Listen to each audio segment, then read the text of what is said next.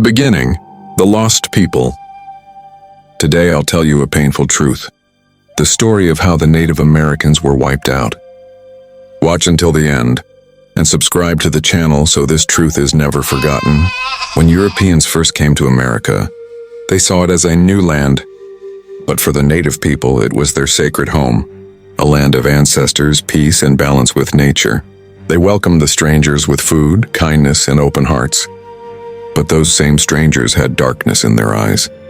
They said, "When we bring civilization," but what they brought was death. One European soldier wrote in his diary, "Before me stood wild people living like animals. We were ordered to conquer them, and if they refused, they had to die. Villages burned, children shot, women violated, and men chained and executed. And in the smoke of those fires, the same question echoed. Why are we dying?" Blood for the land. The Europeans began to divide the land and claim it as their own. They said, "This land belongs to us now." The natives were confused. How can the land belong to one man? It belongs to everyone. But the answer came as bullets. A Spanish soldier once wrote, "They knelt and prayed to the sky. We opened fire as they prayed. When they fell, their eyes still looked upward. Whole villages were set on fire. Smoke and screams mixed together, until even the children's voices disappeared. The survivors were captured, chained, and forced to work in the fields. Young girls were given to soldiers as rewards. Later, a missionary named Francisco Alvarez admitted, "We came to save their souls. But instead, we crushed them into the earth.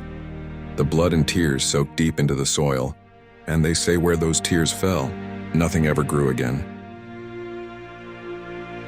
The witnesses' tears. These words aren't fiction. They come from Europeans who saw everything with their own eyes. An English soldier named Edward Winslow wrote, "We entered the village. The women were holding their children. Our commander gave the order. We threw them all into the fire. Their screams faded inside the flames. I have never forgotten that sound." A French explorer, Jacques Lemoyne, confessed, "I watched my own people and felt sick. They tied living men to poles and burned them while laughing. They threw children under horses and asked, 'Will they grow up to be warriors?'" And the Spanish captain Bartolomé de las Casas reported to the church, "I saw people killed in the fields. We came in God's name, but we forgot God." One woman tried to hide her child, but the soldier speared the baby and threw it into the fire. So tell me, who were the real savages? The native people who prayed for peace, or the conquerors who killed in God's name? The wind still carries the sound of their cries. If you listen closely, you can almost hear it. The last stand. The native people could no longer stay silent. Their land was stolen, their families destroyed, but their spirit was still alive. The chiefs gathered for one last stand. They knew they would not win, but they fought for honor. One European soldier wrote, "At dawn we saw their camp. They were sitting by the fire singing. They were not afraid of death, they were ready for it." Chief Sitting Bull shouted, "We die for our land, but our children will live." Moments later he was shot. His followers said his final words were, "You can kill our bodies, but our spirit will never die." Even a European officer admitted, "We thought we won, but their eyes still haunt me. We took the land, but we lost our souls." The plains were silent, but the spirit of the native people still breathes in that wind. The dawn painted in blood. They weren't just killed, they were tortured. Men were skinned alive, women cut open, children thrown into fires, old people burned as soldiers laughed. An English officer confessed, "They told us these weren't humans.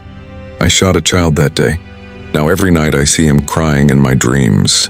A missionary woman wrote, "I came to baptize souls, but I watched people burned alive. A native mother held her baby and jumped into the fire. She couldn't save him, but she wouldn't give him to the enemy." Many soldiers later went insane. Some took their own lives. You can't sleep with blood on your hands. A surviving native said, They killed our bodies, but our spirits stayed in the earth. They say when the wind blows across those lands, you can still hear the cries, a mother's wail, a child's scream, and the last breath of a warrior. We made this video so that their voices are never silenced again. Subscribe to the channel. In the next story, how their spirit rose again and how their memory still walks this land.